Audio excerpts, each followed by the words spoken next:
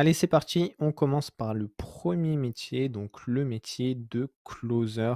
Alors ça peut s'écrire avec ou sans U, je crois. Donc, closer, je crois que c'est en anglais et closer avec un U, c'est en français. Donc bon, parfois, je crois que j'y mets un peu des 2.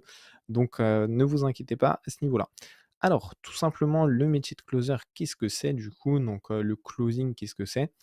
Le closing, en fait, ça vient tout simplement du mot close. Ça paraît plutôt logique et donc en fait, l'idée, elle est un peu de fermer la vente. Donc en gros, ça veut dire de la terminer. Donc, en gros, ce qui se passe, on verra après donc, différents tunnels possibles, pour le closing. Mais concrètement, un closer, c'est une personne un peu, voilà, 2.0, un commercial 2.0. Mais son objectif, en fait, c'est pas de, faire de la prospection et cetera. C'est uniquement de faire signer des contrats.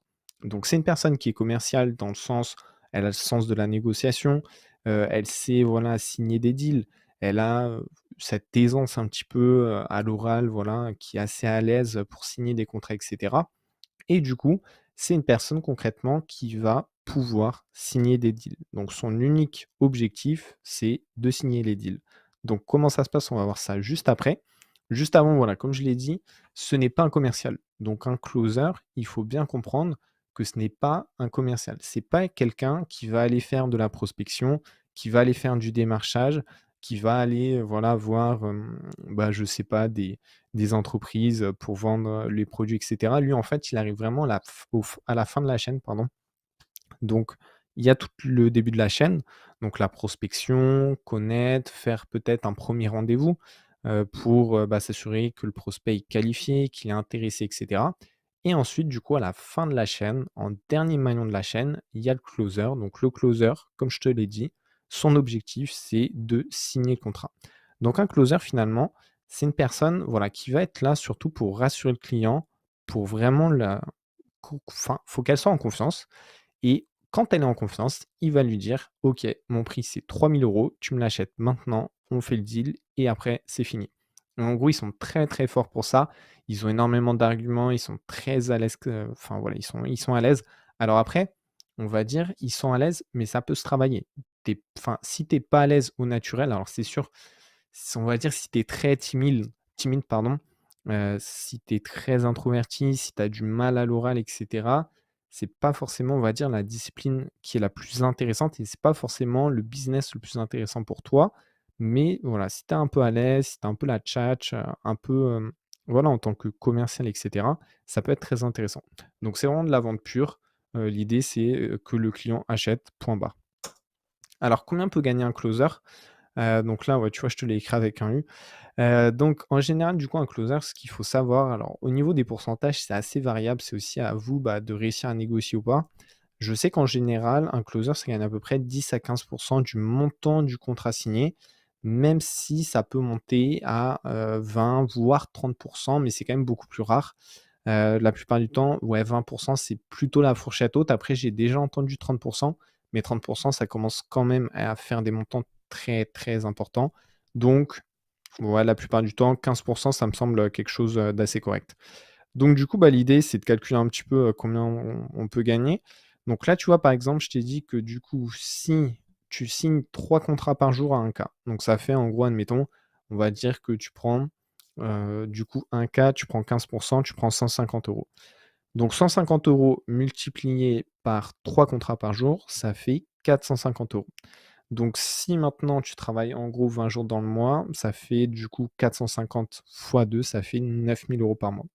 Donc ça, c'est plutôt la fourchette haute. C'est vrai que 3 contrats, c'est peut-être un peu beaucoup. Alors en général, pareil, tu vois, ça reste des estimations, mais on dit qu'en gros, un closer, il signe à peu près un contrat sur 3. Un bon closer. Donc une personne, voilà, qui est assez à l'aise et cetera, elle arrive à signer en général un contrat sur 3. Donc ça veut dire en gros sur 3 contrats, tu vois, il faudrait qu'en gros tu bosses, 3 fois 3 du coup de 9 heures. Donc si admettons, ouais, chaque appel dure 1 heure. Donc tu vois, c'est quand même des volumes assez importants et surtout, bah, voilà, ça prend quand même pas mal d'énergie, quoi. Donc peut-être qu'on pourrait réduire un petit peu. Donc après, bon, si tu arrives à avoir un peu plus, là de pourcentage, tu peux faire, 10 K. Après, ouais, je pense, ouais, c'est vrai que 3 contrats, c'est peut-être un peu élevé. Il faudrait plutôt partir sur une base de 2. Donc ouais, tu vois 300 fois 20, dans les 6 000 €, c'est quelque chose, qui est possible. Donc maintenant, c'est vrai qu'en dessous de 6 000 €, 5 000 €, alors tu peux faire peut-être 3 000 à 4 000 €, mais c'est vrai que si tu fais en dessous, bah, c'est soit tu as pas assez de leads, donc ça peut être un problème, hein, forcément, si tu as 1 appel par jour, bah, ça va être compliqué de faire un gros volume de vente. C'est pour ça que c'est important. L'étape vraiment avant, on va dire la phase de closing, elle est super importante parce que si tu travailles avec les mauvaises personnes, tu vas pas avoir assez de leads ou alors les leads vont pas être qualifiés et donc tu vas travailler un peu dans le vent. Voilà, donc c'est possible de faire moins, donc ouais, en gros, si tu fais moins, il faut identifier, pourquoi tu fais moins. Donc soit ça vient du manque de leads, tu as pas assez d'appels, soit c'est ta faute et tu as beaucoup de leads, mais tu arrives pas à les signer. Donc ça peut être un problème aussi. Alors, comment trouver ses clients? Donc là, ça, c'est une partie, je l'ai mise à chaque fois. Donc au fur et à mesure, on verra un petit peu d'autres axes. Concrètement, les plateformes de freelance, je l'ai mis en vrai pas sûr, pas sûr. Tu vois? Je pense que c'est pas là-dessus qu'il faut que tu concentres tes efforts. Le bouche à oreille, ça peut être très efficace. Donc, surtout dans le business en ligne, on a pas mal de relations, de contacts et cetera. Donc bouche à oreille, ça peut très bien marcher. Les groupes Facebook, c'est quelque chose qui fonctionne vraiment plutôt bien, dans le sens où parfois tu as des petites annonces et cetera. Donc tu peux, voilà, tu peux dire: «OK, je suis intéressé, je suis là et je conviens au poste».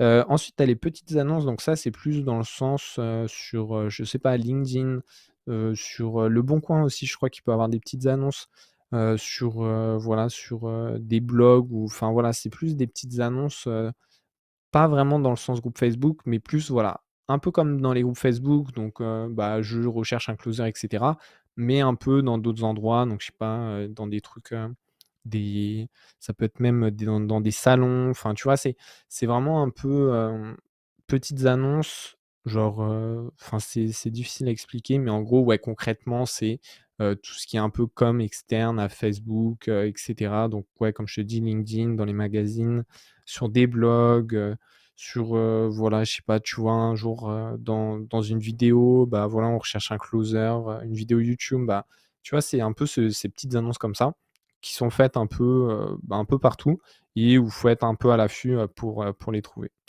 Ensuite, du coup, on a la création de contenu. Donc ça, après, je t'en parlerai, je pense, plus en détail dans les vidéos suivantes. Mais en gros, l'idée, c'est de publier sur tous les réseaux sociaux pour te faire connaître et donc bah, que les gens s'intéressent à toi et donc bah, forcément qu'ils achètent ensuite du coup tes services. Enfin, pas qu'ils achètent tes services, mais qu'ils prennent tes services. Alors en général, du coup, tu es toujours payé à la commission. Donc tu auras très rarement un fixe. Donc tu peux aussi peut-être négocier un fixe et après des pourcentages, mais c'est vrai que ouais, la plupart du temps, c'est principalement, bah, que à la commission. Donc voilà un petit peu, le métier de closer, mais bon, pour tout ça, comment trouver ses clients, on verra après, il y a d'autres méthodes. Mais ouais, pour le closer, c'est un peu les méthodes que j'emploierais. Donc allez, on se retrouve pour le métier suivant.